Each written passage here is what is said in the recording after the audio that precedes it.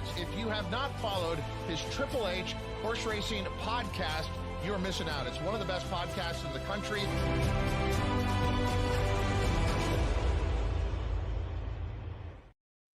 Good evening and welcome to a very special episode 390 of Picks and Ponies right here on the HHH Racing Podcast.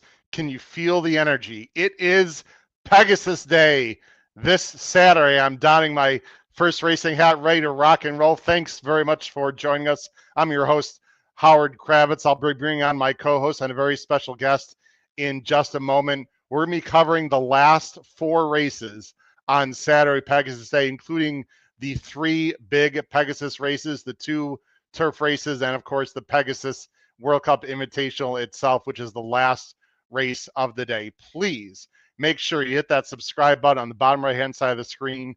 Smash that like button. We really want you to smash that like button. That'll send like-minded people to this podcast. And hit that notification bell on the top right-hand corner also so you won't miss any shows. You can listen to us on Apple Podcasts, Spotify, and Anchor. We have a fantastic website. Check us out, hhhracingpodcast.com. And of course, we're very proudly sponsored by several people, including First Racing, and also, as you can see on the screen, Adelphi Racing Club of New York. Get in touch with Matt Cuter, Racing Manager. All right, we have a lot to cover tonight. We're going to have a huge audience. If you want to join us on YouTube, you can get involved in the live chat and ask myself, Pete, Paul, and our special guests some questions as well. So let's get right to it. First, very quickly, I'm going to bring on my very important, knowledgeable, excellent, friendly co-host. First, from the Saratoga Special and the Commonwealth of Massachusetts, Mr. Paul Halloran, and from the East Coast of Maryland, ready to rock and roll, maybe with some Italian-based names and horses tonight, our paisan, Mr. Pete Visco. Guys, I am very excited, as always. It is Pegasus Day. It is here. How are you guys doing tonight? Paul, my friend, what's happening? Hi, Pete. I'm doing very well, thank you. Guys, we've got a fantastic guest in the background waiting. Let's not take any more time. I want to bring him on. I had the pleasure of meeting this gentleman when I was at in person for the first time when I was at Gulfstream a few weeks back over winter break. I've always been a big fan of his. I think he just does an unbelievable job.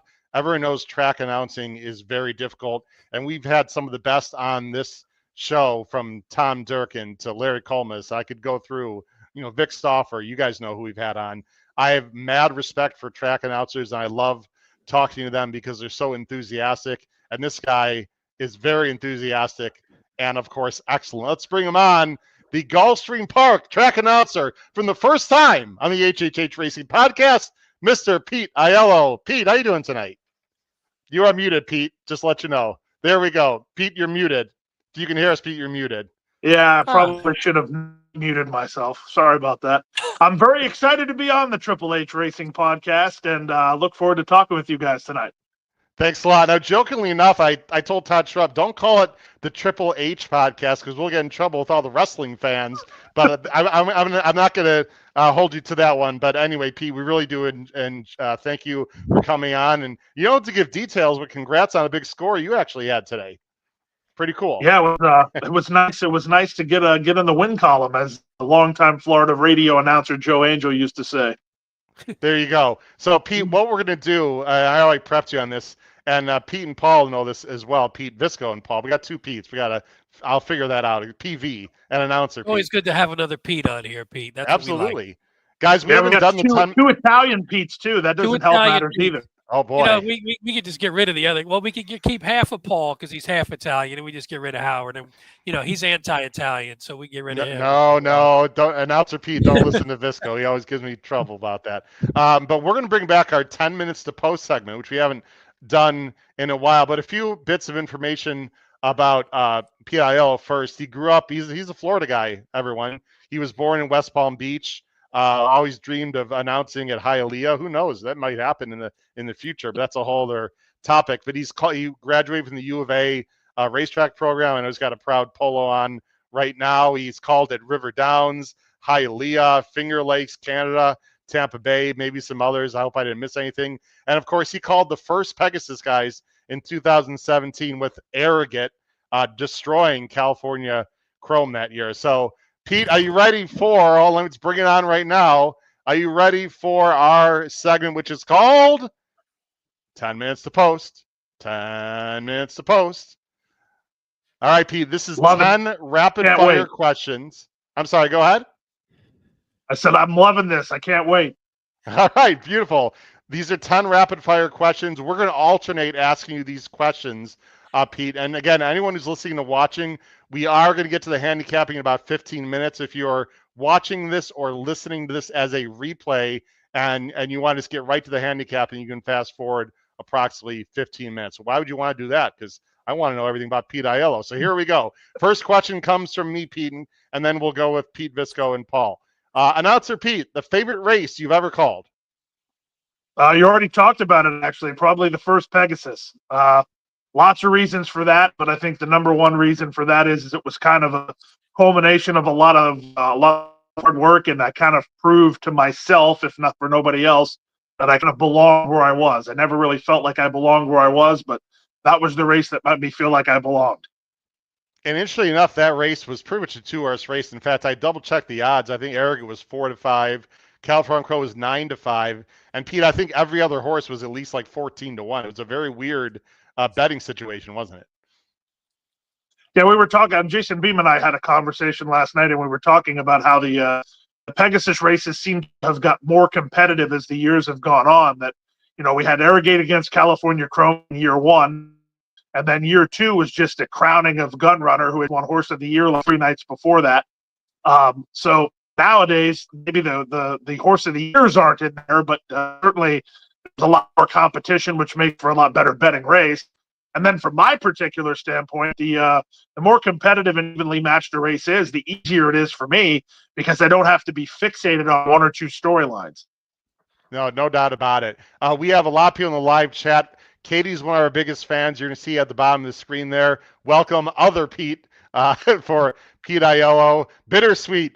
Well, you know that phrase. We're going to bring that up in just a minute. Who do you like here? We'll talk about that. Anyway, we've got a lot of great fans. From Ralph Conti, another Italian. Pete, sauce or gravy? What do you think? He says gravy. I could go either way. I think it's either way. When I make it, it's a gravy. I eat it, it's a sauce, probably. Okay. Oh, Paul, you got a strong opinion on that, Paul? Oh, we've been through this before. It's sauce. It's just gravy goes on turkey, sauce goes on pasta. End of discussion. Look at all the Mike Saletta agrees. Look at all the Italians showing up. I love it. Mike. They're not Jersey. They're not Jersey Italians. That's their problem. Jersey Italians, we call it gravy if there's meat in it. So. All right, I'll tell you, Pete Aiello, we bring the heat, man. This is like 60 minutes of horse racing. We don't mess around. We deep dive, sir. Next, Pete, you got the next one on the screen. Oh boy, most embarrassing moment in the announcer's booth. At least, keep it clean though. It's a family show. We don't want the dirty ones. It's semi-clean. It's a semi-family show. Go ahead. Well, the first thing that comes to my mind, only because I had to think about it recently, was when I was at Oaklawn Park. I called out a jockey for standing up at the first finish line, thinking the race was over. And I kept calling the race until the second finish line, only to realize the jockey was right and I was wrong. And it was a first finish line race. So you're the anti-Luan Machado, then, basically, right? That's what we're saying? Paul, we never had issues with first line finishes in this sport. Yeah, Pete got 3 days for that, I heard. All right, let's. Paul, you've got the next question. Paul. I think I said something like "Welcome." That's my official welcome to Oaklawn. Who was your mentor in your earlier race calling days, and what was the best advice you got, Pete? Well, actually, that's interesting, because I think the answer to that is 2 different people. But my mentor in my early race calling days, without a shadow of a doubt, was Luke Gripos, who was the announcer at Turf Paradise, Hollywood Park, called the Derby every year. He got me started in the business. He gave me advice on how to get a full-time job. He helped me get a full-time job. And then I think it was about 8 weeks after he got me that full-time job at River Downs in Cincinnati was when he passed away. I got to visit him a couple weeks before that at Churchill. But he was my mentor for sure. I wouldn't have a career if it wasn't for him. The best advice I ever got was actually probably from Vic Stauffer. I asked him that when he was at Hollywood Park when I was just starting out. And he said, nobody's listening. And I remember at the time, I was just starting out. That was crushing. I said, what do you mean nobody's listening? And he said, I didn't say nobody hears you. He said, I said nobody's listening. He says, the important thing to remember about call-in races is that you have two distinct audiences. You have the audience that's intricately listening for their horse's name, either because they're somehow involved with the horse they own, they train, or they bet on him. They're listening for that name. He says, and then you have another segment of the audience that's listening for ambiance, excitement, and storytelling. He said, the only way you can let both groups of those audience know that you just messed up is to say nothing. He said, so even if you're completely lost, he says, just keep talking. He says, because 99 times out of 100, you can get away with it. And that was very, very good advice. And it helped me, as I got rolling, because it made me realize that the best advice I can give someone else, and I have, who's starting out in the businesses and calling races, that is, you have to be relaxed. If you're not relaxed, you're done. And that's why, even being a veteran of doing it now for as long as I've done it, the big days never get any easier for me because I can't relax. I'm high strung in general. But the big days, you have to figure out how to take the edge off, because if you're in your own head, you're going to mess up. Then if you mess up once, it's a 1 to 9 shot. You're going to mess up again. That's great advice. I'm proud to call Vic one of my friends. He's been on the show a few times. He's unbelievable track announcer. 2 quick things to next question. Again, Pete's on his announcer. Pete's using his phone, so I apologize for the little bit of breaking up and the delay. Number 1. Number 2, if you're waiting for our handicapping, it'll be in about 10 minutes. We're going to start handicapping the last 4 races. We are very proud. I'll pass up the opportunity. No worries. I didn't want to make sure we didn't pass up the opportunity to have the great Pete Aiello on. All right, I got the next question. Here you go, Pete. Now, you answered this for me when I was there, but who do you like here? And easy money. What were the origins of those phrases you've now made famous? Well, easy money is actually a River Downs thing. But when I was in Cincinnati at River Downs, we would have a multitude of races at that time were won by a guy named Joe Woodard, who was the trainer, and a guy who was sold cars in Louisville named Billy Hayes, who was the owner. And Billy Hayes played the game that he just wanted to win races. He didn't care how he did it. To buy a horse from California for 20, he'd ship him to River Downs and run for 5. They'd go off 1 to 9. They'd be 15 in front by the time they hit the top of the lane. And frankly, it made for very, very boring races. So I was exponentially more obnoxious then as I am now, although some of my detractors would find that impossible. But I was always mocking how every race was quite a bit of them. Who's detracting you, sir?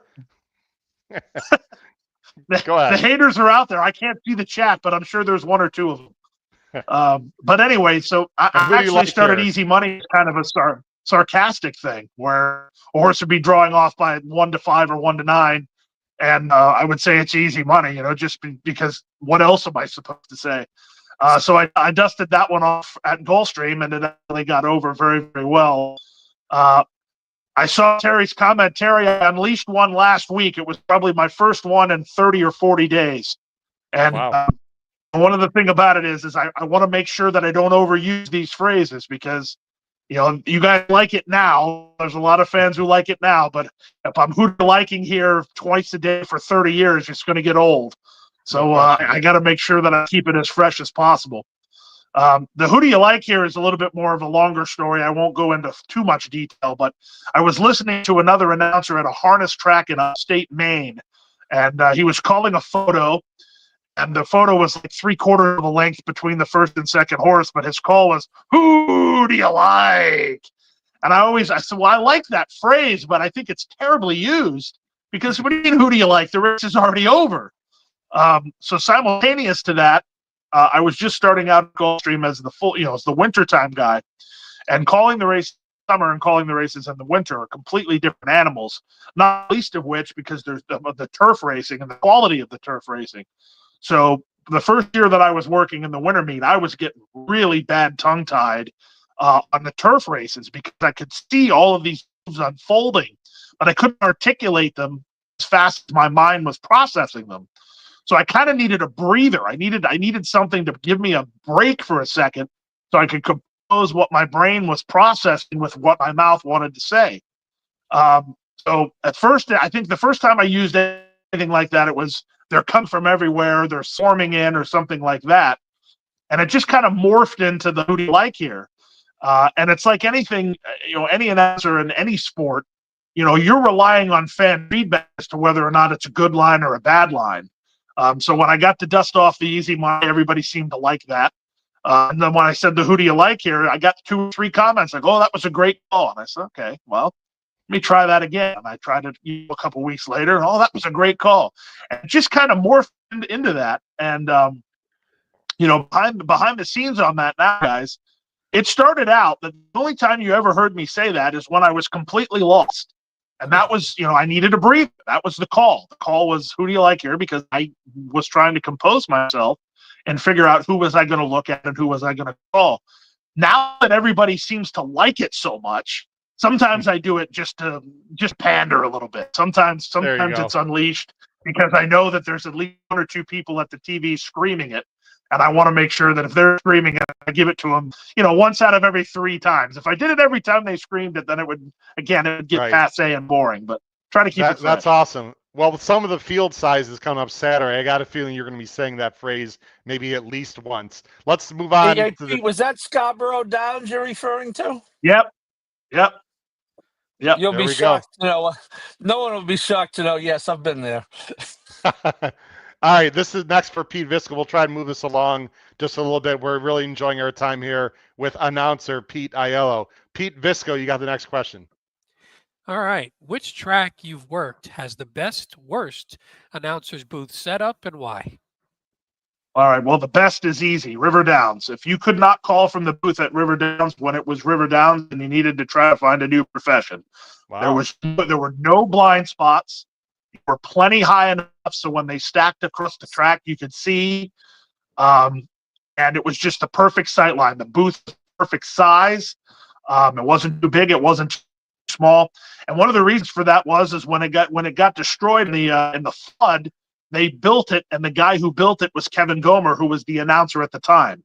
So an announcer built the announcer booth. It's going to be great. There you go. I wish I had that booth at Gulfstream. I would have to work half as hard. The worst booth I probably ever worked out of was gotta be Finger Lakes, I'd say. Now, that being said, the booth that they call from at Finger Lakes now is not the booth that I called from. At the time that I was there, which was in 2006, the Ross Morton was down level, and the Equibase guys were calling from what is now the booth. That view from where the Equibase guys called then, and now where Anthony Steele and Tony Kalo called from, that view is awesome. But the problem with the view turning from home on the booth that I was at, one level below, you couldn't see off the corner more than 1 or 2 lanes. So you were essentially buying time off the top of the turn. And Thistledown was the other way. Thistledown, you had that problem at the first turn, was there was a big giant light pole in your way, so you couldn't see the first turn. But I can handle the first turn because you're just setting the race up. But turning for home, you got to be able to see them. And at Finger Lakes at that time, you could not. Paul Howard, you got the next question. Ooh, this is a good one. Bucket list racing event to visit as a fan. Easy. Cheltenham Gold Cup. I want to go there. Ooh. I will call one. Wow. I love the jump racing in the UK. I find the jump racing to be completely engaging, and I definitely want to go. I don't think I want to do the Grand National. I heard Cheltenham's more fun, so Cheltenham Gold Cup. Wow, I love it. That's the first time we've heard a lot of Melbourne Cup guys. We've heard a lot of different answers. I think that's the first time we've heard Cheltenham from one of our guests. Awesome. I've got the next one, Pete. You're going to answer this question this week if you haven't already. Who's your top choice in this year's Pegasus? I was thinking you were probably going to ask me that, and then I changed my mind when you said you were going to do rapid fire questions.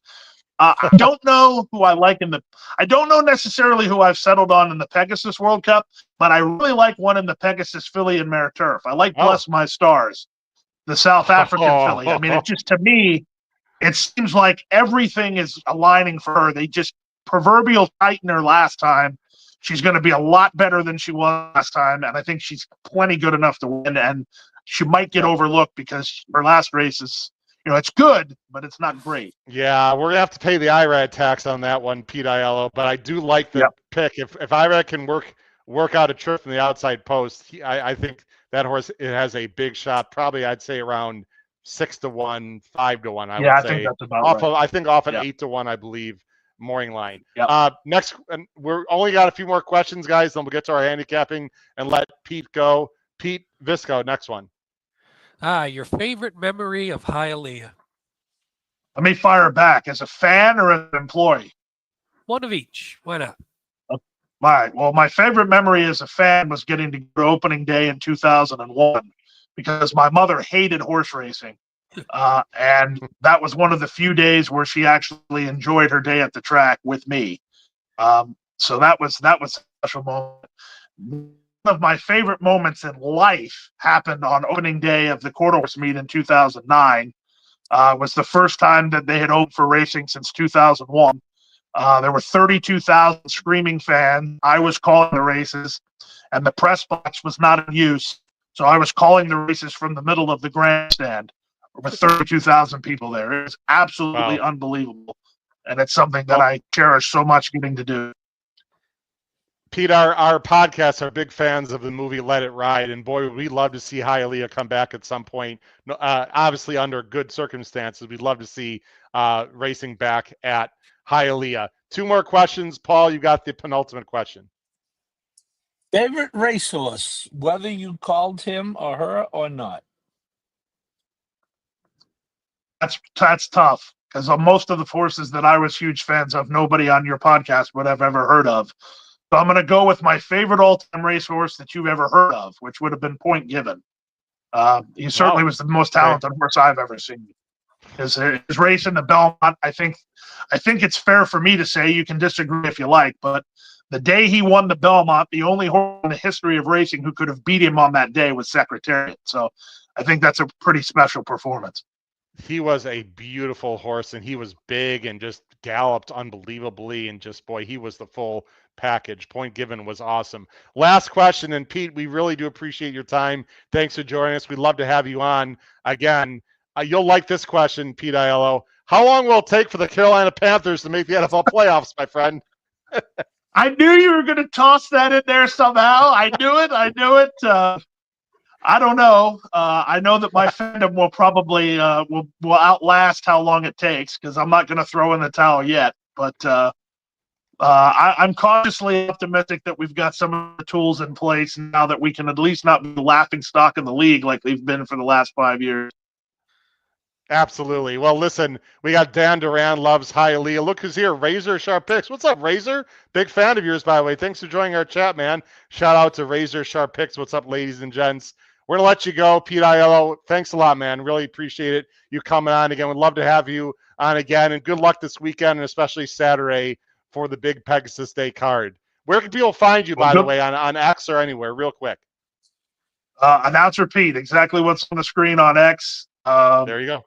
I'm pretty active on there, as you know, Howard. So Yes, you sir. can reach out. Always try to, and I interact with trolls as much as I do with guys who like me. So if you dislike me, feel free to troll me. I'm all for a good troll as long as it's legit. I love it. Thanks a lot, Pete. Have a great weekend. Take care, sir. Thanks, Pete. Good luck, guys. See you, Pete. Thank you. All right. Bye-bye. Pete Aiello, guys. What a great guy. Really appreciate him coming on. It's a very busy schedule, obviously, this week. We got Kyle Roscoe host. He just hosted. Wow. The guy just had a few beverages and hosted Bet and Booze, and now he's in our chat. Shout out to the man. What's up, Razor? Razor, we do appreciate you joining us. All right, guys, let's get into the handicapping. We got 4 races to handicap. We are going to go, obviously, a little longer as Pete Aiello. What a shock, guys. The Italians like to talk a little bit. Shocking that happened. But that's what we do. You guys do. But in all seriousness, we love having Pete Aiello, and he was fantastic. And we'd love to have him back, guys, because there's so much more that we can talk to him about. I bet he's got some food opinions, too, that we sort of touched on, but, other food opinions as well. Let's get into it, guys. Race 9. We're going to start with the pick 4, the late pick 4 on Saturday, Pegasus Day. Here we go. We're going to start with race 9. Picks are at the bottom of the screen. This is the TEA Pegasus 10, World. by the way. I'm sorry, race 10. My bad. This is race 10? I'm sorry. My bad. Yep. Wrong banner. Race 10. Excuse me, everyone. Pegasus World Cup Filly and Mare Turf Invitational, presented by Sir Davis American Whiskey. Wow. Grade 2, $500,000, guys, is the purse. They're going a mile and 16th on the turf. The rails are out 66 feet. I'll talk about that in a minute. I'm going 10, 11, 1. Paul's going 10, 7, 3. And Pete is going 1, 11, 10. Myself and Paul are the same. Let's go to Pete first. Pete, you're going to go with a very talented import that ran only once this year with your guy, Frankie Dettori, 4-1 morning line for Todd Pletcher Rakia. Why do you like this filly? Yeah, at first this was a little bit of a pace. There was a combination of things, but a little bit of a pace play because from the rail and with Dettori, who I love Dettori on the turf with a speed horse, especially when I think he can. Oh, look at that, by the way, before I keep going, you want to put that in there. Whoa. Razor with a little $20. Wow. Thank you, Razor. Appreciate that, man. Good luck to everyone today. Blessing everyone's action with this $20 bill. Let's hit a big one. Cheers to all. Hashtag shot time. Hashtag cash it. Thank you very much. Razor, I will be reciprocating, number one. Number two, we'd love to get you on the show, Razor. I'll look for a DM from me, Razor, because I don't have your personal information. But we appreciate that. Go ahead, Pete. Yeah, so again, from the rail, I think, and with Dettori, I was saying I love Dettori on a horse that I can get on the lead on the turf, and he can sort of dictate the pace, which I think from the rail he's going to have to do with this horse. I had a little bit of a concern that I think the breeding leans a little bit more sprinty, so now you're adding an extra 16th of a mile. But I think as under the right circumstances, I think this horse can do it, and I think Dettori could hopefully settle the horse enough mid-race to maybe alleviate any of those concerns. The only thing is, and I sent you guys the tweet, and I forget now. So we expect that Ocean Club and so Ocean Club is the 9. See you around. The other one, Pete. So the 9 and the 12 on the screen are scheduled to be out. However, I do want to say if the 13 gets in, Pete, the 13 is very speedy and would most likely be pressing Rakia at least at some point. So when I sent you the picks, I hadn't found out that information yet. So I think the 13 can throw a little bit of a wrench. I mean, the 13 isn't like some blazing fast horse. So and from the 13 hole is going to have to work pretty hard to get there. Yeah. So I don't know if it's going to be, but it's a little bit more of a pace presence than I think we had prior to those scratches. So all of that, I think under the hands of Pletcher, this horse seems to be working pretty sharply now that it's in the Pletcher barn. So there's a lot. Again, pace advantage is tough to ignore sometimes. Yep, and we're going to show a lot of replays tonight. Again, this show's going to be a little bit longer than our normal show, but it should be, everyone, because it's a big day. You're right. Blue Point was a crack sprinter, by the way, Pete. And so this she's the 10 here. You see her wire in the field. What gives me more confidence that she could get the distance, I know you guys are going to laugh, but she galloped out well, and it looked like she had more to give, Pete. It didn't feel like that Rakia was really tiring. She ran through the line. That being said, she's got to go a 16th mile further, and I do think at some point she'll get pressed. But Frankie's going to be on the lead. You know that for sure. Yeah, and again, that's what I like. I think having Dettori up is what pushes it over the top for me. I might have leaned elsewhere if it had somebody else on her, but I think that whole combination, and again, I don't think of her as like a stone cold, and she's the favorite, so it's not going out on a limb. I don't think of her as like a stone cold lock or anything, but she's not a horse I would leave off because she could just get on the lead from this spot and just go, and then you'll be pissed when you're like, how can I leave that horse off a ticket when they're really the pace advantage that she has. If for some reason the 13's not in, and Paul, I have no reason to believe the 13 won't be in with 2 scratches. I'm sure Saffy's going to run the 13, but if the 13 is not in, I think Rakia it could be a lone A for me. I mean, she's that loose if the 13 is not in. That being said, I think the 13 will be in. Now the rails guys are out 66 feet. This is important. The rails are out 66 feet for this race and the Pegasus turf. What that means, that doesn't mean that they can't close, but what it means, and we'll see replays tonight, what that means, guys, is the turn is not nearly as sharp. It's a much wider turn. So in general, I do not want to be a closer on the inside. It's harder to close on the inside when the rail settings are at 66. If we had more time with Pete Aiello, I know he talked about this too. If you like a closer, ladies and gentlemen, you're really best off being on the outside. Remember, who was that Paco horse? Remember that Paco horse on Pegasus State last year that tried to come up the inside and just got completely like shut off? And we had a big discussion about that horse. So it's hard to close up the inside when the rails are out. I'm not saying that someone cannot close, but just something to keep in mind if you like a closer and if they're on the inside on the final turn. Paul, you and I are going to go up to 10. I think this is the most talented horse in the field. I have some minor concerns by number 10, Sacred Wish. I'll let you go first. If this horse is 9-2, by the way, look out. Yeah, I think the horse has just been informed for 6-7 months. I thought the last race was good. I kind of liked her a little bit the last race at that price. Did lose to Rakia as you showed the replay there, but I almost picked Rakia, and then I'm looking. I didn't even put her in my top 3, but I was on the whole distance thing. You and Pete have already referred to it. I went like you guys did. I went back in the pedigree, and it was really hard to find anyone who did anything over 7 furlongs. No, this horse won easy at a mile. It's only another half a furlong. We're looking at Sacred Wish here, I believe. Correct? Yeah, and this is Gio Romanica on the outside, by the way. Yes, and that's a real horse. So actually, it's a real filly. Actually, it's a real mare.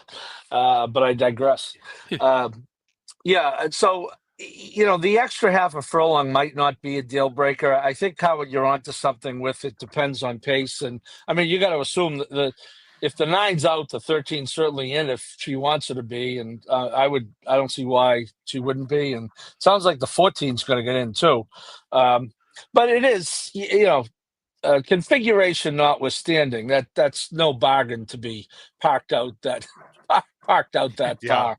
So I just think Sacred Wish is the informed horse. I think the 9-2 is fair. I didn't have the odds like I'm sure you guys. It's great to be in suspense to see the odds for the first time. I think 9-2 is fine, and but like you guys, I'll have Rakia on tickets. Thanks, Charlie. It was Ice Truck a lot. Boy, I remember that. That was a brutal beat. Thanks, Charlie. Thanks for reminding me. I got PTS on. Look, here's my concern with Sacred Wish, and I've got the horse on top, though, Paul. This horse got in Dream Trip last time. The time before when Rakia beat her, she was bottled up, but she usually breaks from the inside. Now Johnny V is going to have to use a little bit from the outside, which might make a small difference. So that's my real concern, that she's been getting inside ground-saving trips. That might not happen on Saturday, but we'll see. Guys, it's so funny that Pete Aiello mentioned Bless My Stars. If you recall, this is a horse I picked on top on our show a month ago, and it looked very, very preppy. I'm going to show the replay because there's a lot of horses coming out of this race, but this was an absolute prep for this race. I'm hoping Irad gets this horse into the game, because if you watch her races in South Africa, guys, she was more forward, and she was not in the Gulfstream race we're about to see. But again, that was her debut North American race. It just felt very, very preppy, where Todd just told Irad, just take back and make a run. And boy, did she make a run. Pay attention, guys, to the 1, 4, 7, and 12. Bless My Stars is the 12. Who's going to close late. The other horses, One Ocean Club, is out of this race. Papilio and Be Your Best are in this race on Saturday. So watch especially the 4, 7, and 12 late. And we'll go ahead to it. I'm just going to go show the stretch here. Again, 4, 7. The 4, Papilio, was getting a great trip and had to study. The 12 is going to be coming from out of the clouds. And the best trip was Be Your Best, who just went by a no-hoper and ended up winning. Again, here's Bless My Stars is right there in the Gary Barber pink off the screen. Here's Papilio. Be Your Best got away and got the trip. I don't see that happening necessarily. Here's Papilio, and the flash on the outside right here, the furthest outside, is Bless My Stars, guys, who was out of the picture, only loses by 2 lengths. And if you look at the elapsed, the incremental pace, guys, Bless My Stars finished in 22-2, fastest of anyone in the field. So I think she needed that race. I think she's going to be closer to the pace, and I think she's going to be a big shot, although you will have to pay the IRAD tax. Any thoughts on this horse, guys? We'll move on to the next race. Yeah, I'm with you. I was wavering between the 1 and the 11 on top. The thing that went with the 1 was I thought the post and the potential pace advantage gives her the Yes. advantage over the 11, who I think, even though I agree with you, hopefully won't be too far back, but the post and you come to the turn pretty, is this the race where I'm thinking of it right, where you come to the turn pretty quick, going to potentially get hung, Relatively or so, has yeah. to, or has to come and sort of try to dive to the rail. But either way is going to maybe be a little further behind. And I just didn't know if there was going to be enough pace up front. I agree. Maybe the addition of the 13, though, makes it a little bit better for the 11 here. We'll see what the 13 does. Well, I remember Brian Nadeau has talked about this on our show, and it's important to note, if you're ever going to get distance, Gulfstream is one of the places. So if you're a Rakia fan, distance might not be an issue at Gulfstream. It could be other places, number one. Number two, guys, and I'm not going to talk much about weather, but it has been raining there. They're going to be on the turf Saturday, no doubt about it. It's going to be clear Saturday, but this turf's going to have a little give in it. Is that good for Rakia, bad for Rakia? It's hard to say. She's a Euro, but you'd figure the firmer the turf, the more that carries speed. So it's going to be very interesting. The other thing, Paul, and I don't want to give you short shrift, the number 7 I have on the screen, Manushka. I'm a big fan of this horse. I loved her last time, and she was a little bit goofy, and it was a slow pace. This is a very, very talented filly for Brendan Walsh, and if she gets a little pace and she gets a trip, it would not shock me. Your second choice I have is a B. I do like Manushka at a price also, Paul. Yeah, I agree, Howard. I think we've talked a lot about the pace and this horse. Really good debut when they brought her over at Keeneland. Yes, and very good. You said she was a little goofy last time. We never know with the Churchill turf. It just seems like some horses take to it and some horses absolutely hate it. Having said that, she only missed by a length and a half. So a horse who's in this race, Pounce, but I like this horse a lot more than Pounce in this spot. And Keo Beach is not a bad horse at all. So I think this horse is a decent play. I agree. A fun race, Pegasus, Philly, and Mare Turf. Let's go on to the next race, guys. The one of 2 dirt races in the late pick 4. This came, I'll tell you what, guys, for a late January Philly and Mare dirt sprint, I thought this race came up tough. This is a nice field. Congrats to Gulfstream for putting together this field, guys. It's the Inside Information Race 11 presented by My Racehorse. 7 furlongs on the dirt, $215,000 is the purse. The Moorline favorite is the number 7, Mystic Lake, the Florida bred, trying to do it for her home state for Safi and Irad. We also got Emery, a very talented horse on the outside. Nick Style, another Florida bred, is very, very fast. Sterling Silver is a really nice, honest, closing type New York bred. So Mott's got 2 in here. I wonder if Paul is going to go with a Bill Mott horse. Let's find out right now. I am going 9-2-3.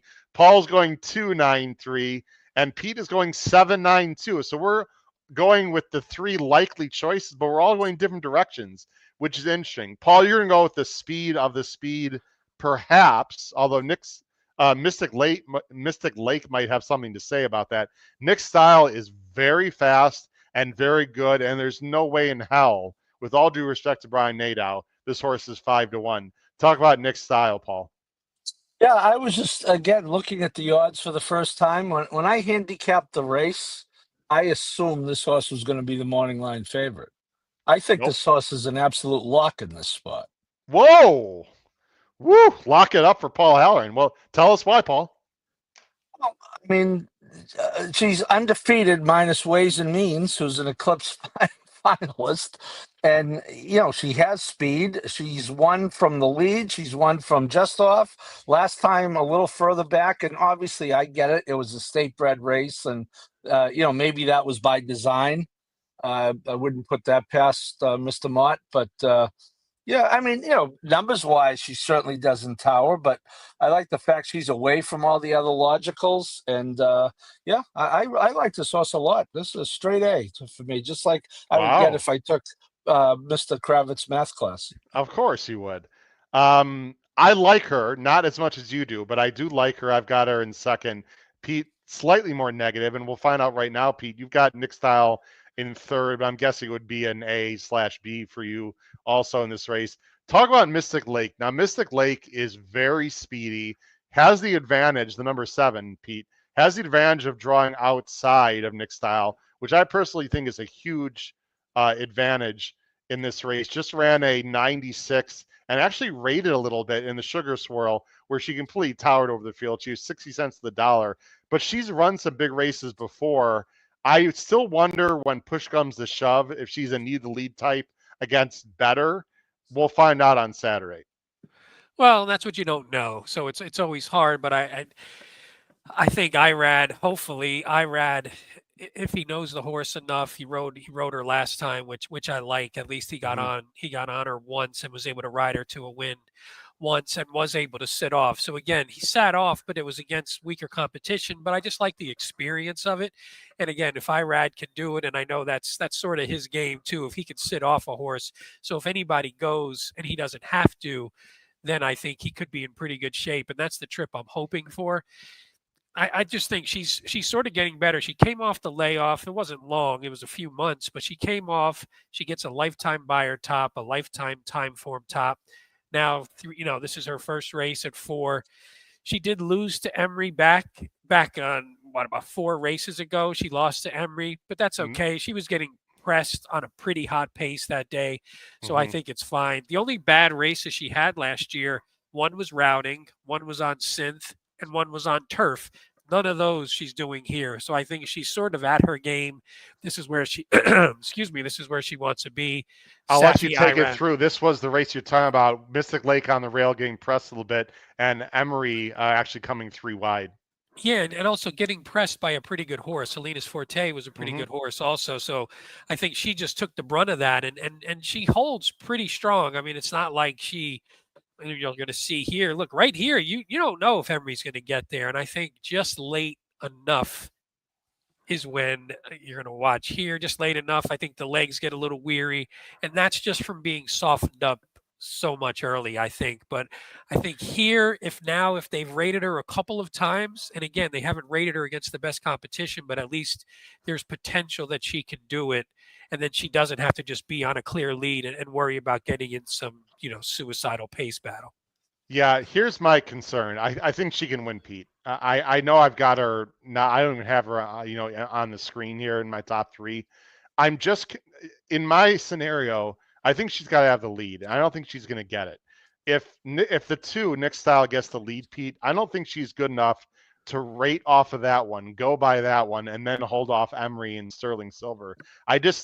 And look, the break is going to be huge in this race. And Irad's not like a total gun kind of guy usually, but if I were Safi, I would tell Irad absolutely dead send here. I think that's her best chance to win. If she gets in front of Nick Style, she's got a big shot. I just don't know if she's going to. So I'm a little negative to her, but I have full respect for her, Pete, and your pick. Guys, I like Emery a lot. I've always loved this horse. Emery was seriously considered for the Breeders' Cup Filly Mare Sprint, and Brad Cox decided not to go. And that was a pretty loaded race, if you remember, guys. So I have no problem with that. She's still got some upside. She's as honest as the day is long, 6 or 7 in the money. And most importantly to me, guys, she's going to sit outside the speed. And Tyler's going to break, and she's not slow, guys. Tyler's going to break, look to his left, and make a decision. If the 2 and 7 battle, I think she's almost a sure thing. If one of them gets the lead, Emery's got to sit a little bit. I think she's still got a great shot. I'm with Jackson Muniz here, guys. He said, how is Emery not favored? I'm not sure that Emery should be favored or not. I think she's going to be. I think she's going to be favored. I don't know. It's going to be interesting. I like her a lot. I think she's really, really good, guys. I think she's going to have a monster 4-year-old year. She's my early Breeders' Cup Filly and Mare dirt pick, 10 months out in advance. Razor likes her. Charlie Freeman thinks that, and Charlie's going to be joining us, by the way, in just a minute, talk about the last 2 races. I like, Bittersweet makes a good point. Emery's facing older for the first time, but she's fast enough already. I mean, so I don't know. I like Emery, guys, quite a bit. I don't think we have much else to talk about in this race. I think if it completely falls apart, I think the New York bred Paul can win. We both got her in third. Any other quick thoughts, guys? And then we'll bring on Mr. South Beach and student from the Ohio State University football NCAA champions. We'll bring on Charlie Freeman to help us guide us through the last two races. Any final thoughts here, guys? No, I think we hit the big ones. Okay. All right, let's move on. Let me take this off the screen. Let me put us on here, and let me take this banner off. Guys, like I just said, speaking of banners, Charlie Freeman is having a banner time around. Not only saw his Ohio State Buckeyes win the NCAA championship, but he also went undefeated, a perfect football bracket. So I guess those rants and paying attention actually helps in sports betting. He's going to talk about the last two races with us, guys. I told him we'd bring him on because Gulfstream Park is his favorite tracks. Let's bring on from the Ohio State University NCAA football champions, Mr. Charlie Freeman. Charlie, congratulations, my friend. Thank you. I gotta say, I'm surprised that it was Pete who was giving me crap and Paul that's applauding me, because I talked about it on our show earlier. I was saying I wanted to know where Paul was because I got quite a bit of slander from him from the start. But I appreciate it, Paul. I know you and I are the two ranters, and yeah, maybe you're right, Howard. Maybe there is something to it. Maybe there is a reason I'm so passionate and fired up when I give my sports takes. Because I'll tell you what, it isn't just words. I promise you, there's a lot of time and effort that goes into making these opinions. Well, Charlie, just make sure Paul doesn't hear, what you had to say on your show, and it will be all good. Anyway, guys, let's go on to the last two races. The last two races, the first one is the Pegasus World Cup Turf Invitational. This is a very fun race. I've got all of our picks coming on the bottom of the screen right now, and then I'm going to go ahead, of course, and bring up the See, Charlie comes on smart. That's right, Charlie. Charlie comes on just making strong Look picks at that. right away. Wow. That's beautiful. All right, guys, it's a $1 million purse, a mile and an eighth. Again, the rails are out 66 feet. We already talked about it, how it's going to be a little bit harder to close up the inside because the rails are out. You can certainly close, obviously, but you have to probably go 3 or 4 wide to do it and possibly make a little bit of an earlier move also. Here's the field right now. There's 12, but we got a few announcements. There's 2 AEs, Fort Washington and Paros. Now, Pete, Dave Grenning put this out. The number 1 Siege of Boston, according to Jimmy Toner, is going to be scrapped. So the 1 Siege of Boston is out. Sorry, Paul, for your namesake there. The number 13 Fort Washington is running and actually is a nice, honest horse for Shug, but a brutal post 20-1. Paros most likely will not be running. I'm going 5-10-3. Paul's going 7-5-9. And Pete and Charlie are both going back with Major Dude for Pletcher and IRAD. Pete's going 6-7-3. Charlie's going 6-7-5. Charlie, as our quote-unquote guest for these two races, go ahead and talk about Major Dude. I had major love for this horse last time, and one of the most unbelievable rides I think I've seen from IRAD. He's 6-1 morning line. He does have to step up his game, though. Yeah, and I will say, because of, I think, these two main favorites that are also very popular and rightfully so, the main two choices in the 5 and 7, I have a feeling we'll probably get around 9-2, the lowest. I think we could very well get 5 or 6-1. But yeah, when I saw exactly what you were talking about, Howard, this was a horse that I really touted out with you together. We both were all over Major Dude. We knew we wouldn't get a great price, but we also knew what we saw in this animal that just seems to be finding its form at the right time and keeps getting better. To me, don't get me wrong, it was a perfect ride from IRAD. I don't think he did anything wrong, but I think you'd also agree with me because through, again, no fault of the horse or jockey, Major Dude had to wait so long to actually get out in space. He only won by a neck, but if he gets out of space sooner and doesn't get trapped in, I think he wins going away. And I know he only got a 97 buyer, and you and I kept touting out how that big performance is one that he was sitting on for that race. I don't think it's such a bad thing. I think he could just be, and I'll let Pete go into it more, I think this could be the race he's sitting on for a big step. And I get the reality is, you see Integration, you see Nation's Pride, and you see they both have some numbers in the low 100s. But my pushback would be if Major Dude gets out of space, I think he puts up a 100 buyer, or at least somewhere right around there, not just a high 90, a high 90, like a 97. And this horse just keeps getting better and better. Some of these others, I don't know how much better they could get. And I'm not saying they can't, but I think there's some distance questions. There's a lot of concerns. Major Dude just ran here at the distance on the course and through trouble looked incredible. Pete, I'll let you talk about the stretch around the Fort Lauderdale. The 2 right here is Grand Sonata.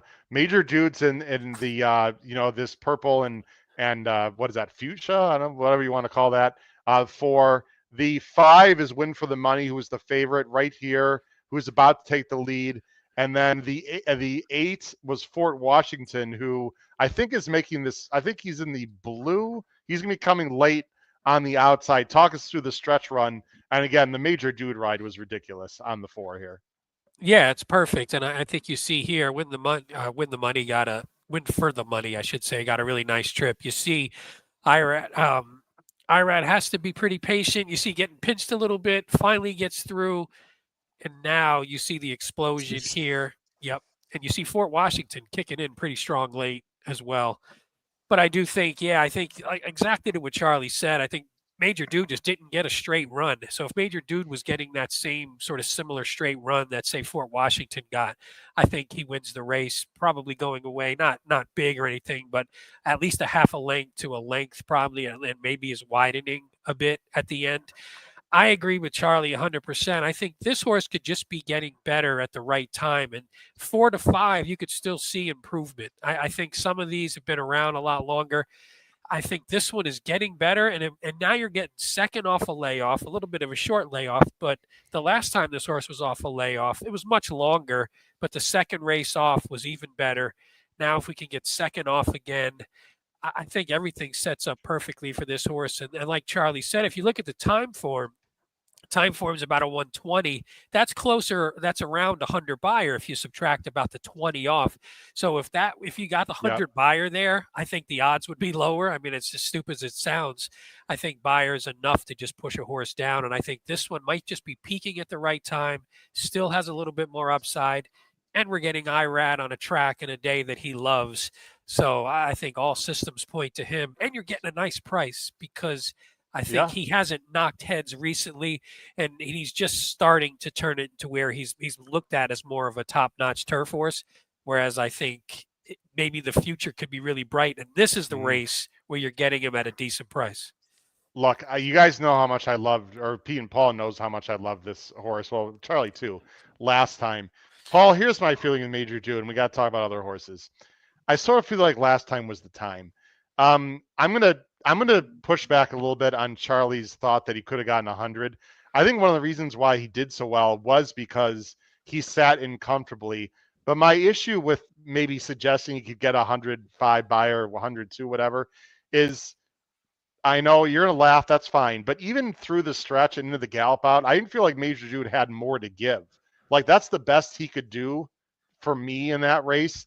And I don't think Irad really had trouble finding room. I think he was just waiting. I think he could have pushed the button earlier, Paul, but he knew that Major Dude had a bit of a short, burst, and he had to use it at the right time. So I respect Pete and Charlie's opinion. Major Dude can win. I don't know. I just feel like this is a much different situation in this race. Now, you're going with the 7, and we got to talk about this because Appleby's got a bunch of horses. He's got Bold Act running earlier in the card, Paul. He's got Beautiful Love running. I have one question for you that I don't know the answer to, and if you know this, I'd love to know. There's no workouts on any of these horses. Did he take these horses back to Dubai? Did he keep them in their Lexington operation and just gallop them and work them there?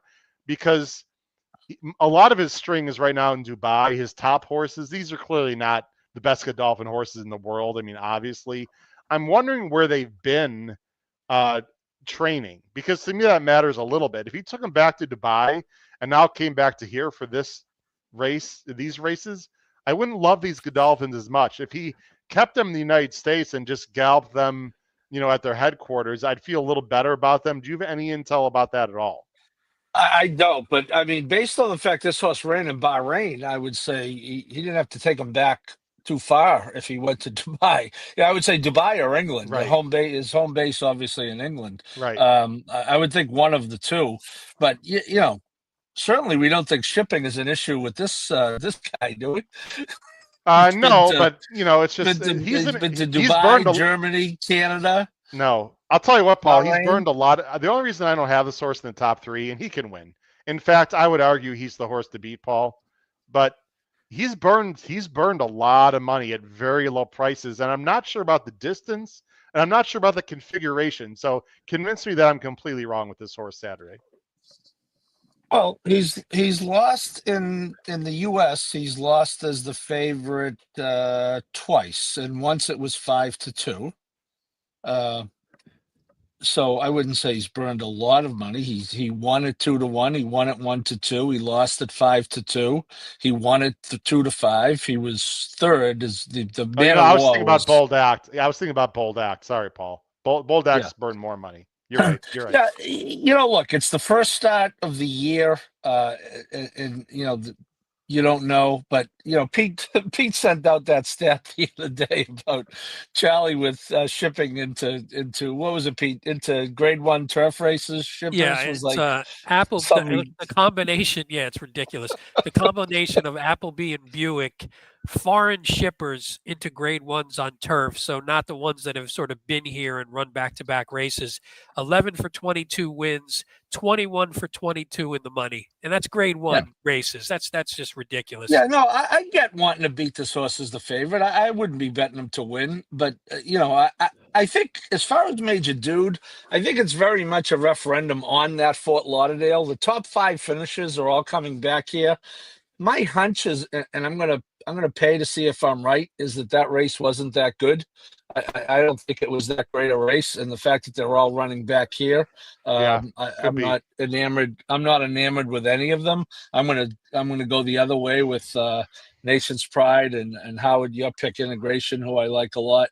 So it's that's my thinking on the race. It really is a referendum on that Fort Lauderdale that I don't think was that tough. We'll find out Saturday. Guys, this is my redemption day. If you remember, Integration I really, really, really liked. He was like my play of the day last year in the Pegasus on January 27th. That's when Warm Heart won, and also I'm Very Busy. Guys, if you think about that field compared to this field, there's no comparison. I mean, Warm Heart's one of the best filly mares in the world.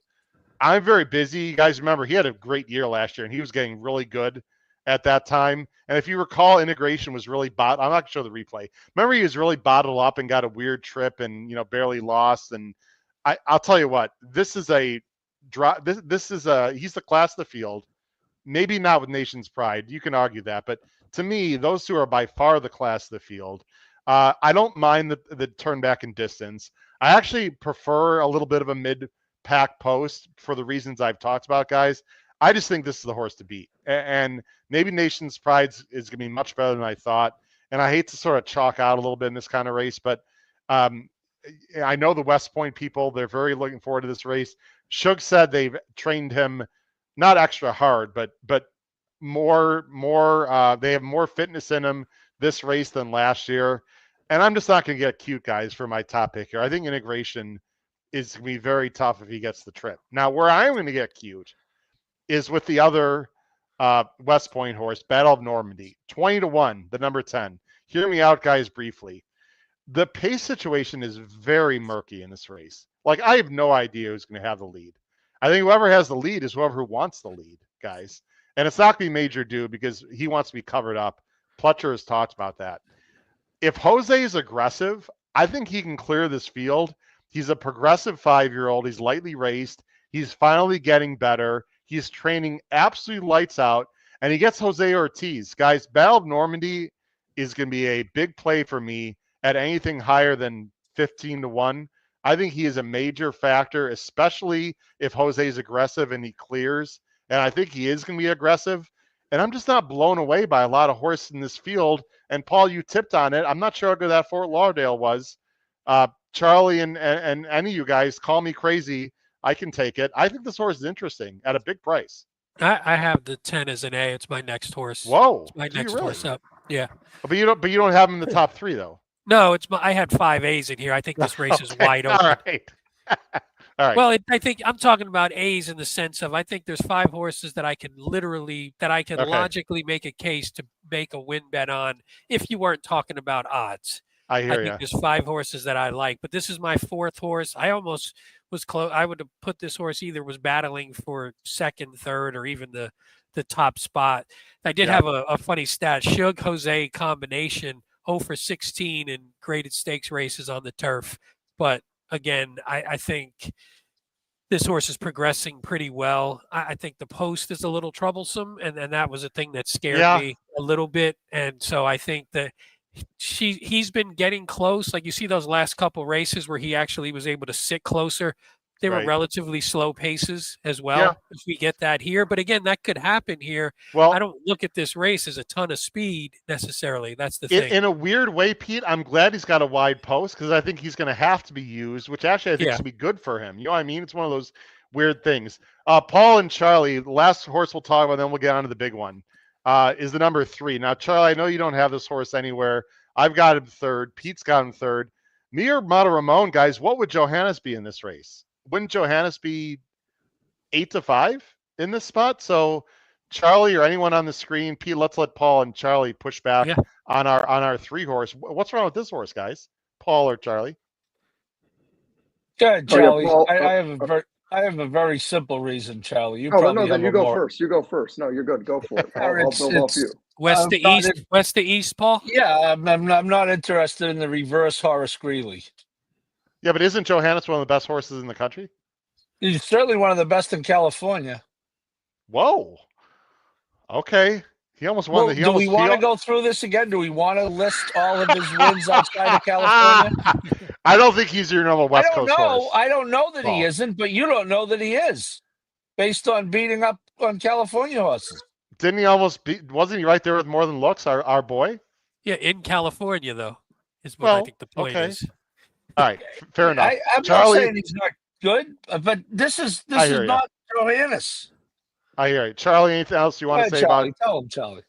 No, I think the horse certainly. I think the horse is certainly fine and can make sense, but I'm not going to exactly say that Paul's wrong. I've always had some hesitancy towards Cali horses, but another thing for me, and don't get me wrong, I love Luis Saez. I mean, you ask anybody on this podcast who goes out of the way to advocate more for a jockey in terms of Luis Saez than me. But I just feel like if this horse was truly, truly special, especially, on a day this big in a race this big, I feel like one of the Cali jockeys that's ridden this horse more than once would have come over, would have made sure to be on this horse for this moment. I also would have liked to just see some works over the surface to see how the horse is taking to Gulfstream. I just think there's a lot of questions, and people are going to see that Johannes race. They're going to see those numbers, and this horse is going to get overbet.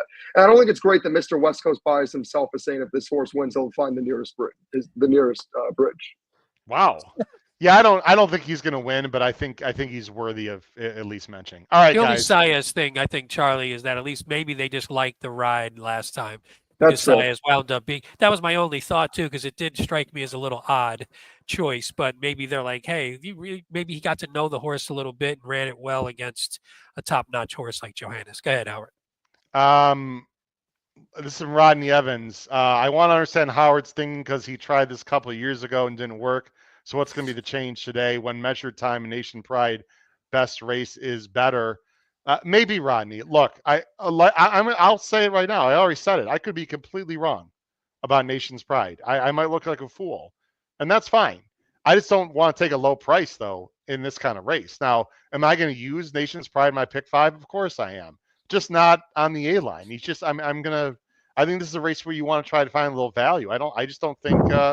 He towers over the field. And there's no Maher. If me or Maher Ramon wins, I'll find the nearest bridge. No, please don't do that. I mean, you can find the bridge, but don't jump off it. You could at least, hey, there's a bridge. That'd be fine. But all right. Let's see other things in the chat. Let's see here. No. Okay. That's about it. Guys, let's talk about Pegasus. Someone rightly emailed me and said, Howard, you spend too much time at the beginning and don't spend enough time on the feature race. I'm not going to disagree with that. So, guys, we're going to talk about 15 minutes. So that's it. 15 minutes on the Pegasus, but that's plenty enough time. This is always a great race, guys, every year. Some races are better than others. There's no arrogance here. There's no gun runners in this race. For me, I'll just say it flat out. I think it's a 2-horse race.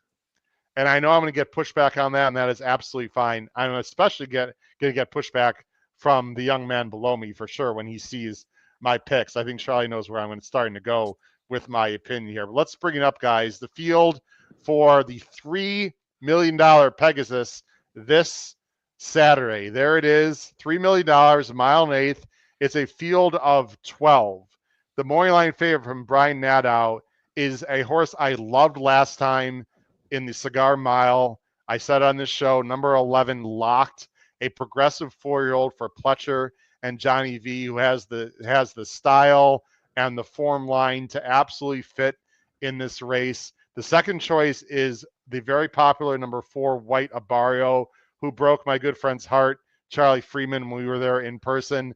And the third choice is the number 2 Saudi Crown, the speedy horse for Cox and Giroux. Let me go ahead and bring up our picks, guys, for the 2025 Pegasus. Here it comes right now. I'm going 2-11-6. Paul is with me. He is going 2-6-4. Pete is going 11-2-4, and Charlie is going 11-4-6. So we are split, guys. 2 of us have Saudi Crown, and the other 2, and interestingly enough, Pete and Paul, not the same. Pete and Charlie are going with Locked. Paul, I'm going to you first. We know how well speed plays at Gulfstream Park. There's a lot of reasons why I like Saudi Crown. I don't think we're getting 9-2. However, I think he's going to be more like 5-2, 3-1, but he's the best inside speed. And frankly, this race does not have a lot of release speed in it. I agree with you. I really like Saudi Crown on Saturday. When you said there's no Arrogate or California Chrome in here, I think Arrogate might lap some of these horses. He was good. Yeah, he was good, and this is a very, very average grade. I didn't say not competitive, but I don't think this is a great grade 1 route field whatsoever.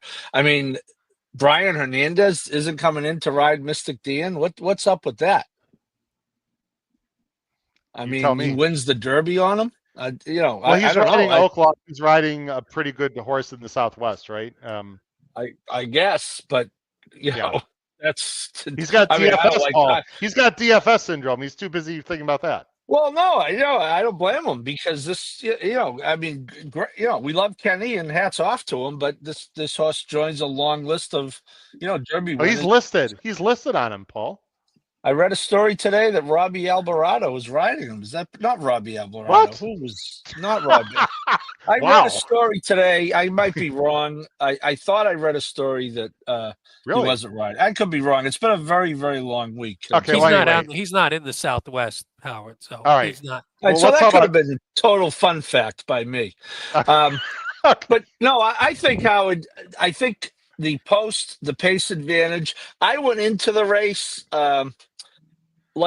thinking I was going to like Locked before I handicapped it. In fact, I was on the phone the other night with our friend Jay Briccione of Bookham Dano fame. I had to do a quick update on him, and we both were talking about Locked and liked him. But boy, I think the 11 at 1 1/8 at Gulfstream is about as close to a deal breaker as you're going to get.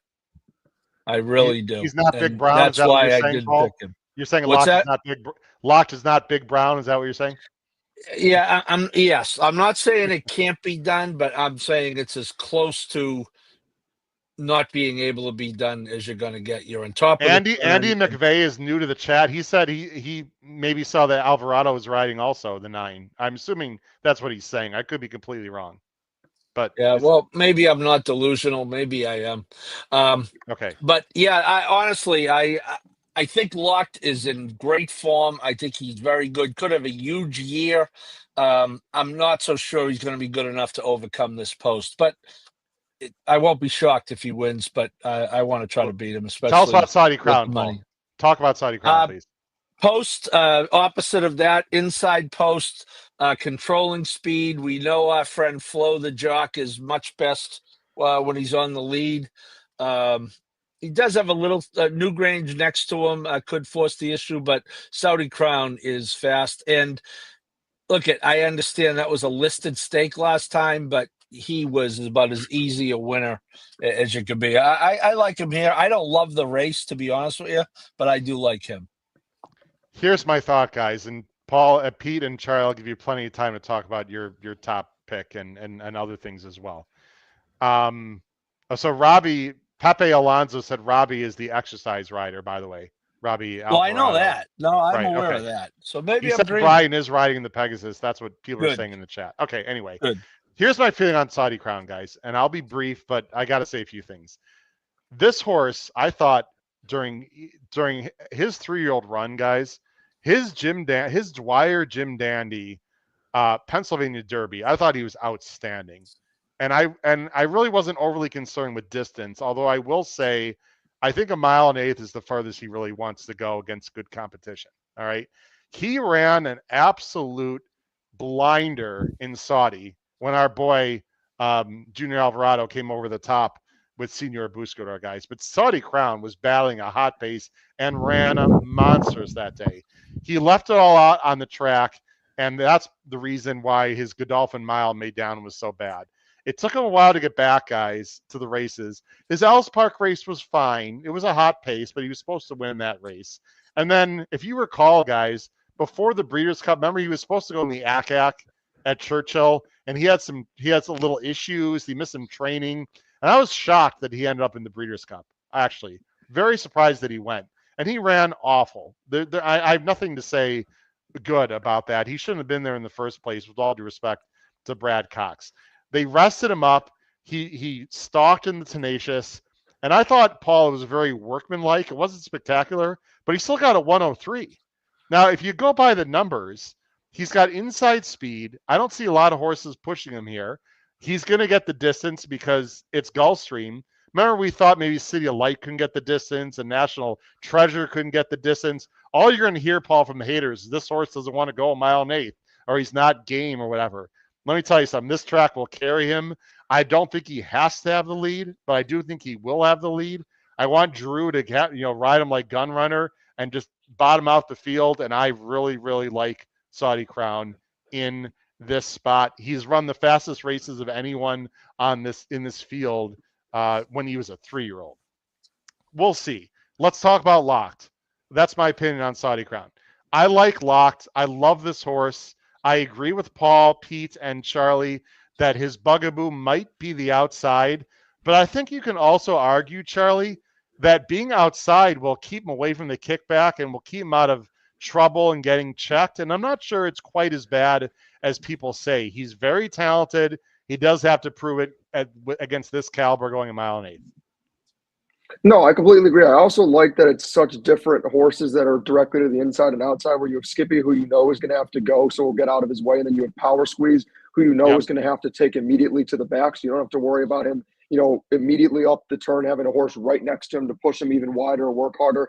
Look, I talked about it very briefly because our show didn't really get to cover it much, but for those who remember way back when I covered the Breeders' Cup Juvenile in 2023, Locked was my top pick in that race. I was kind of starting to hint at it and had a long conversation with you, Howard, that this was a horse you and I really liked that Derby weekend. Luckily, you were also looking at a different horse that Derby weekend, which actually got to run in the Derby because of all the issues the Locked ran into. But since then, after that disappointment that I'm sure the Connections had, came back with a monster effort. I get that it was against, obviously, an optional claiming field, but that was off a huge layoff and romped and won going away. And then ran against a tough field with some horses like Mulligan, who were in terrific form and just took it to him, beat Bookham Dano too. And honestly, I saw some people in the chat saying, I agree. Johnny B looked like he just knew this race was over with a decent amount of time to spare. Never really even asked Locked to truly get going. I mean, I think he maybe hit the horse once or twice to really get after Locked, and then just knew he was he's home. just getting warmed up here, right, Charlie? I mean, he's just getting warmed up here. And I'm not as worried about the gate as others, because the two things I'll push back on: one, which has already been talked about, I don't think this field has any world beaters and is amazing. And two, I just think if all of these horses show up to their best at this point in their careers, obviously I think you could argue if White Abario, this was the White Abario we saw in the Breeders' Cup Classic, that's the horse to beat. But I think based off of what we're seeing right now, Locked is in the best form. Locked is the young one that keeps improving. And I don't think there's anything that can talk me up. I don't care where the post position is. I think Locked is just the best horse in this race, and I'm not going to get cute. But I will say I don't think it's a one-horse race. I still believe in White Abario a lot. I'll let Pete talk about Locked first. Yeah, but we'll get to White Abario, Charlie. Yeah. Yeah, no problem. Pete, I'll let Pete good analysis. Pete, if there's a horse that's going to run a 106, 107, it's Locked. I like Locked a lot in this race. I just prefer the value on Saudi Crown. But to me, it's a two-horse race. Obviously, I feel that way between Saudi and Locked. But I think those are the horses that could run the biggest figs going forward. And Locked certainly, to me, he's maybe the only horse other than maybe Stronghold, if you believe in Stronghold, that is capable of a big jump here. I would assume you would agree with that. Yeah, Charlie said everything exactly what I was thinking. I just think Locked has the most upside. I think I he's going to agree. prove to be the best horse in the race when we get to the end of the year, as all health and everything aside. I think he's just going to turn out to be the best horse and could be on the top line of the handicap division. I think he's going to be in that mix, hopefully, by the end of the season. And I think, in all honesty, 2 races back, he went 7, which I don't think is going to be his game. He looked great. In the cigar, like Charlie said, I think Johnny knew he had the best horse and he ran like it was. I think now we're starting to stretch the horse out a little bit. I think he's going to be able to even run bigger and better not the longer we go. I think this probably a mile and an eighth. He's going to like a lot though. I just think he's the best horse. And I think I get Saudi Crown wrong a lot. So I had him out of it, but I think he's probably he's probably the most reliable in the sense that the trip he's going to get, so he's going to be in the race at least. Like White Abario, I like White Abario normally. He's been running funny. He's been running outside of his norm. Saudi Crown, he's going to be in the race. He's going to be on the lead. You're going to get a trip from him. It's the point of whether he can hold off a horse like Locked, and I just don't think he can. I think Locke's going to blow by him. I think he's going to win comfortably. Wow. What do you make of this pace scenario? If Locked is there, that's going to be a problem if he's like hung 3 or 4 wide. And when I say a problem, I mean losing ground. You want him in the clear, but you don't want to lose a lot of ground. It's a little tricky, I would say, Pete. I'm not certainly they can work out a trip, but it's not ideal. No, it's not ideal, but I like the hands that we're in for that kind of trip. I like Johnny V. He's a first, second over kind of rider anyway. So I like the trip that I think he's going to be able to work out. He's ridden this horse the last 2 times, both races in 24. Got a nice feel for him, hopefully now, and I think he's going to put him in the right spot. I would like to have a horse get on Saudi Crown's neck at the top of the lane and at least soften him up a little bit, because I do think he can get away. And if Locke does run into some trouble or can't sort of get a straight shot in the lane, then I think Saudi Crown can get away and win. So I would hope one of these other horses who's decent can sort of at least get on his neck, make him work a little bit, and we'll see what happens from there. But I think Locked wins. I've heard some people say that Skippy is the one that's going to be pushing Saudi Crown. That might absolutely be true, because remember, White Abario traditionally comes from a little further back, and Safi's got both. The instructions for Skippy, Charlie, might just be send like a banshee, which actually would help Locked, right?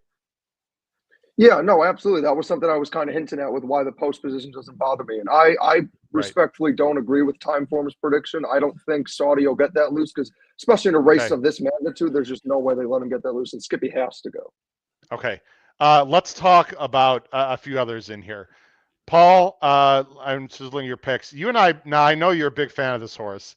I was not as big a fan of number 6 Stronghold as you were in the Malibu. You were absolutely right. I was absolutely wrong.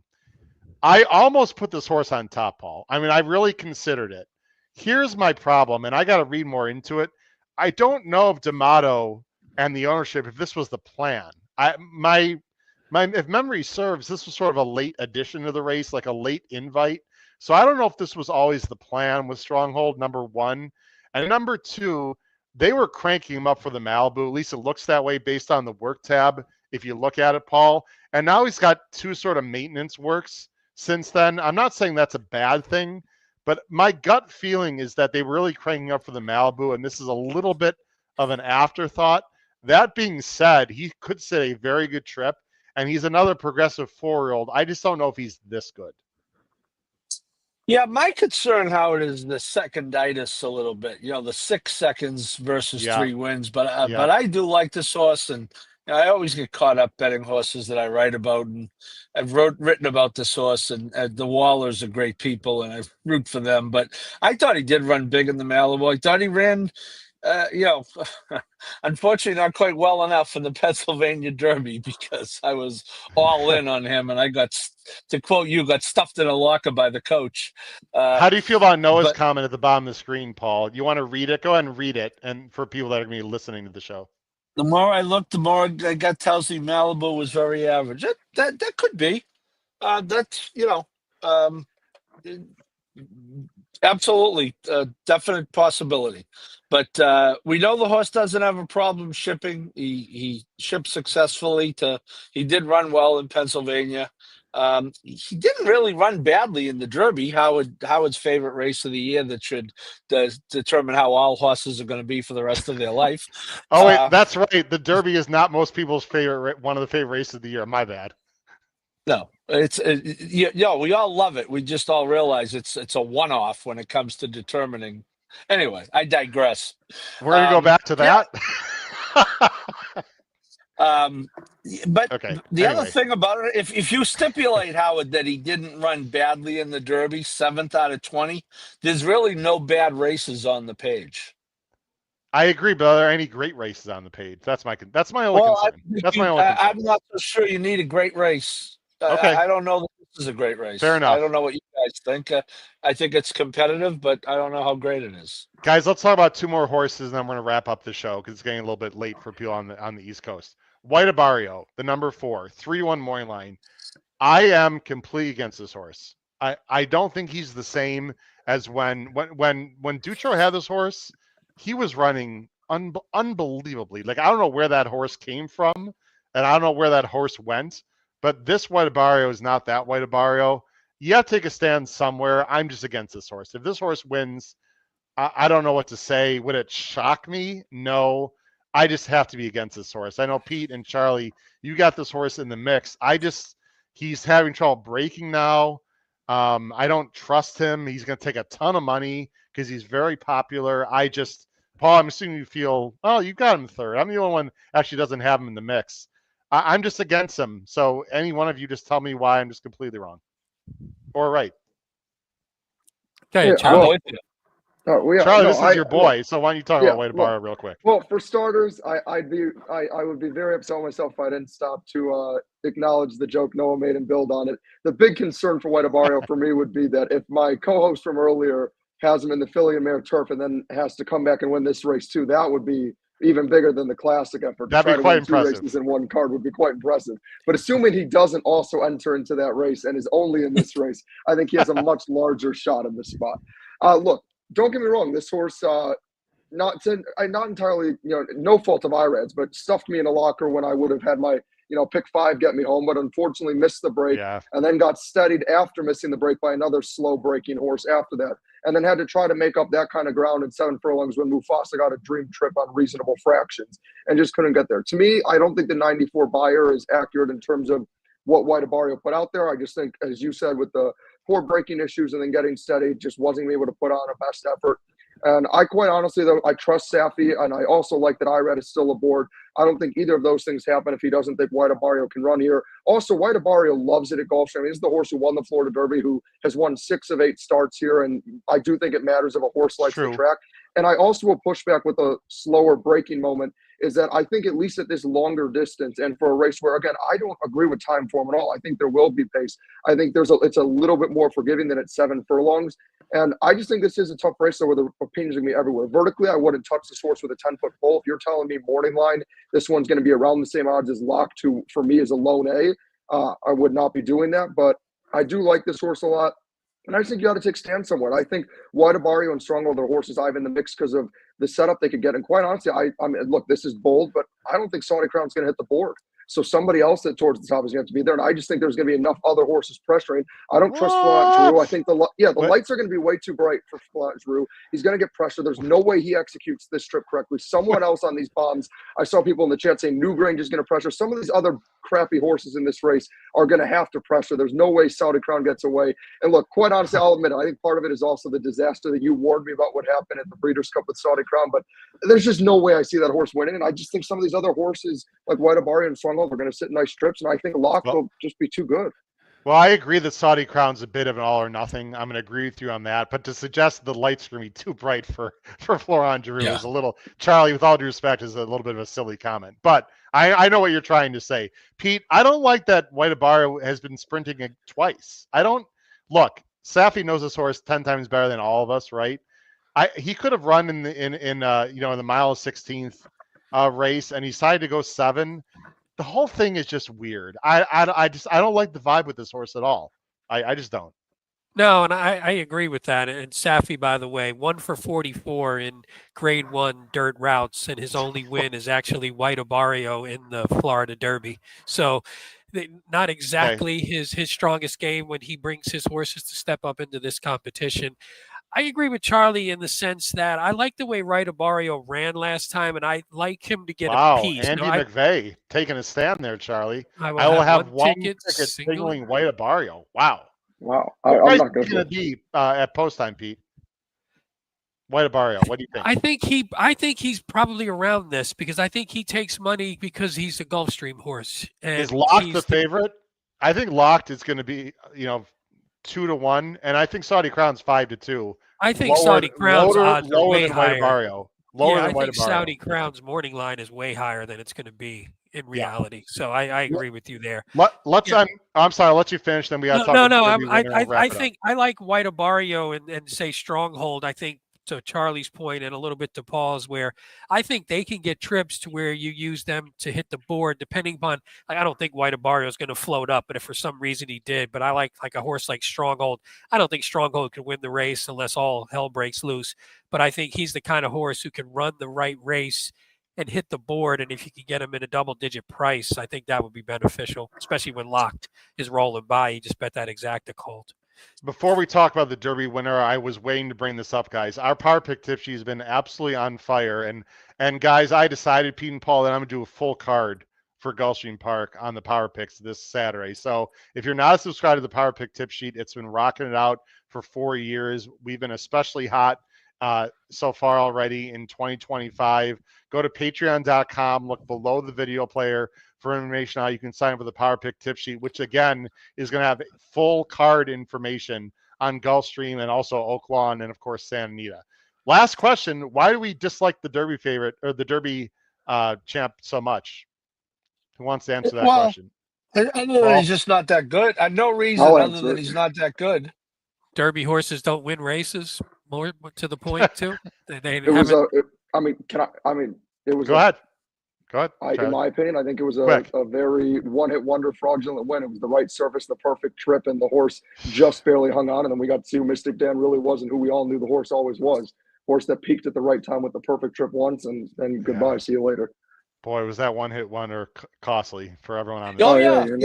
Hey, Howard, can I just say one quick thing about people spotting their horses?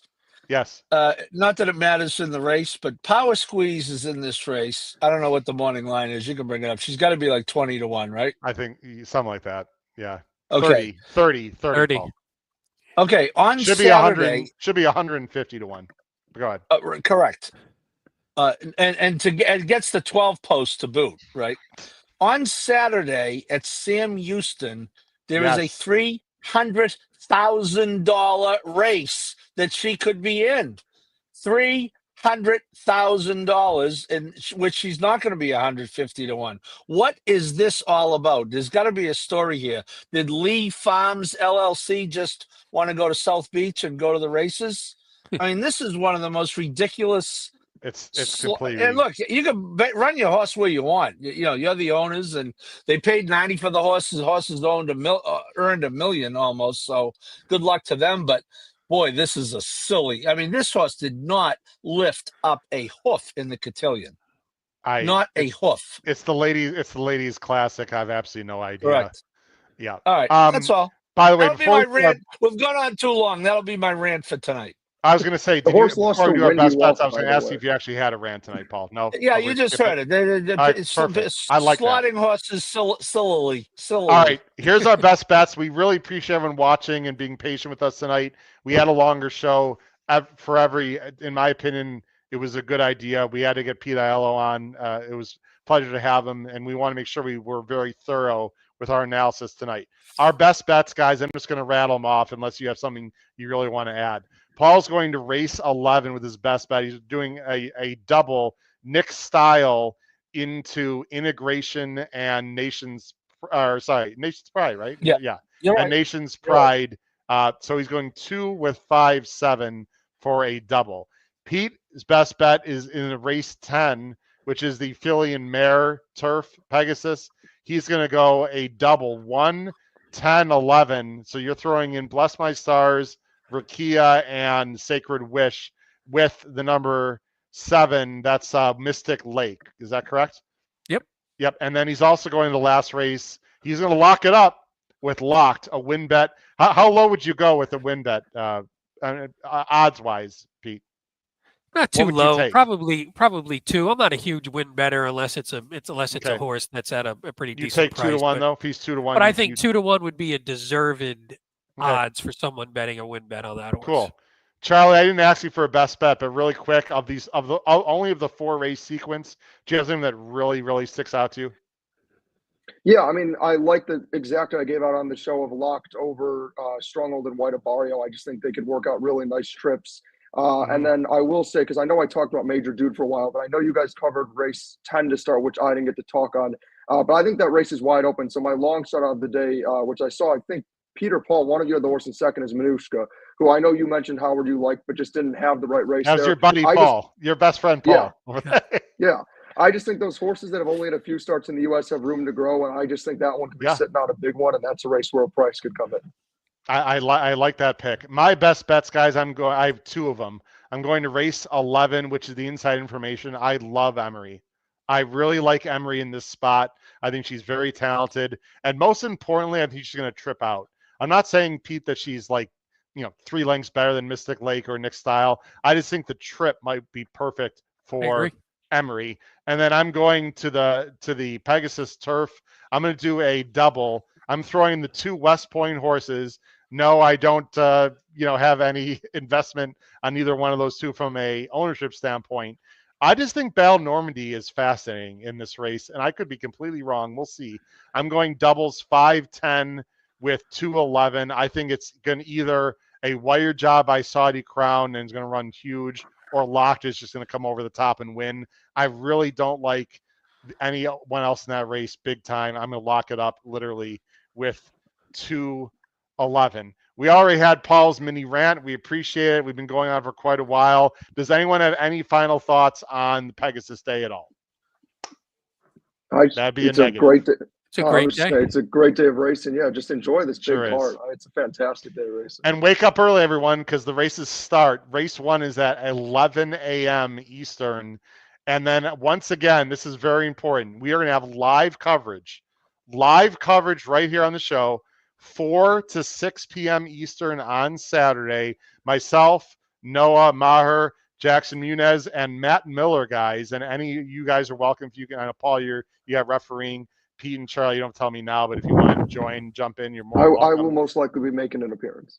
Awesome. 4 to 6 p.m. Eastern. We're also going to talk about the Southwest and cover that race live also at Oaklawn. It's by far the best 3-year-old prep of the year. Join us 4 o'clock Eastern this Saturday for Pegasus and Southwest coverage. For my wonderful co-hosts, hold on, I got to get some set up before I do that, but they're still wonderful. I just got to get to something I got to click to so that I don't look like a complete fool. There we go. Pete Visco, Paul Halloran, Charlie Freeman, my wonderful co-host tonight. Guys, awesome job. We wish everyone big time success on Saturday. Crush your bets in the Pegasus. Take care, everyone. Have a great night. Bye-bye. Thank you.